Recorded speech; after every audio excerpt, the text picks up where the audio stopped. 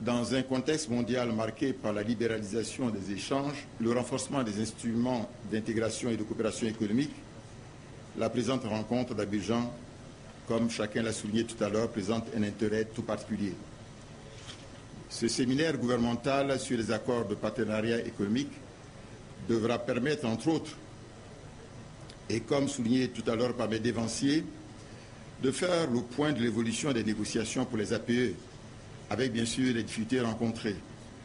d'évaluer les conséquences des retards dans la conclusion des négociations au niveau régional, de proposer bien sûr, et ça c'est important, des actions urgentes et nécessaires à entreprendre. Tous les intervenants à cette cérémonie d'ouverture le diront, à l'instar de Thierry de Saint-Maurice, l'ambassadeur de l'Union européenne en Côte d'Ivoire. Vu le potentiel économique important de la zone ouest africaine, l'accord de partenariat économique doit franchir un bond qualitatif. L'Afrique de l'Ouest, avec un taux de croissance de plus de 5%, avec un marché de plus de 300 millions d'habitants, une croissance démographique importante, des ressources minières abondantes, diversifiées et encore largement sous-exploitées, dispose d'un potentiel économique prometteur qu'il est indispensable de valoriser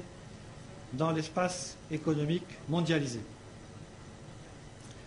Notre partenariat, basé sur cette histoire commune de l'Afrique et de l'Europe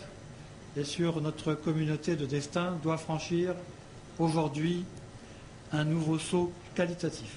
Au cœur de la rencontre, entre autres questions traitées, l'accès au marché, le programme de l'APE pour le développement PAPED, les règles d'origine, le texte de l'APE. Y ont pris part les représentants des ministères techniques, les ministres en charge du commerce du Bénin, du Ghana, du Nigeria et du Sénégal, l'Union européenne, la commission de la CEDEAO, le secteur privé et la société civile.